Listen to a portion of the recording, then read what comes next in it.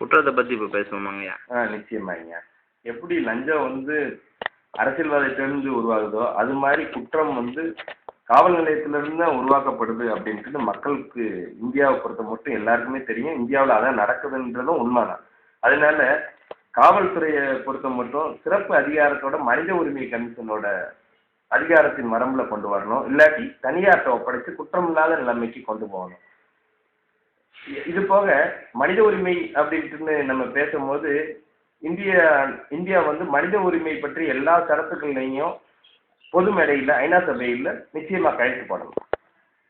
காவல்துறைக்கு வேலைக்கு வர்றவங்க எல்லாருமே ஒரு 2 வருஷத்துலேருந்து 3 வருஷம் வரைக்கும்னாலும் சைக்காலஜி படித்தவங்களா இருக்கணும். அவங்க மக்களை கட்டுப்படுத்துறதுக்கு, தனி மனுஷனை நேர்படுத்துறதுக்கும் மக்களை கட்டுப்படுத்துறதுக்கும் இந்த போராட்டம் கலங்காதுகளுக்கெல்லாம் கட்டுப்படுத்துறதுக்கு நம்ம கடுமையான போக்கை விட்டுட்டு அவங்கள குற்றமில்லாத நிலைமையை நோக்கி நகர்றதுக்கு தான் நம்ம பார்க்கணும்.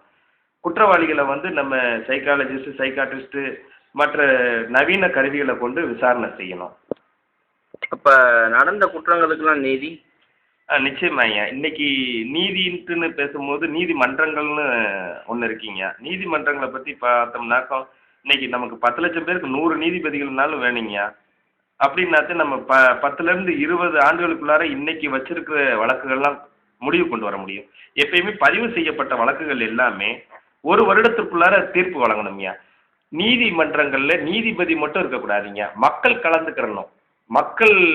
மக்களும் கலந்துக்கிறக்கூடிய மக்கள் நீதிமன்றமாக உருவாகணும். இப்போ ஒரு நீதிமன்றத்தை ஒரு வழக்கு வருதுன்னா மக்கள் சார்பாக ஒரு 5 பேர்லேருந்து 10 பேர் கலந்துக்கிறணும். அவங்களுக்கு தேவையான ஸ்டைப்பண்டு இந்த மாதிரி விஷயங்களை அரசாங்கமே எடுத்து பண்ணணும். அவங்களுக்கு தேவையான சட்ட விழிப்புணர்வையும் கொடுத்து குற்றம் சாட்டப்பட்டவருக்கோ அல்லது குற்றவாளி ஆக்கப்பட்டவருக்கோ அல்லது குற்றவாளி ஆனவருக்கோ அவருக்கு சமூகத்துக்கு நன்மை பயக்கும்படியான சூழ்நிலைக்கு அவர் கொண்டு வர்றதுக்கான தண்டனையை நம்ம மக்களும் நீதிபதிகளும் சேர்ந்து எடுக்கிறது மாதிரியான ஒரு வழியை நம்ம காணணுங்க.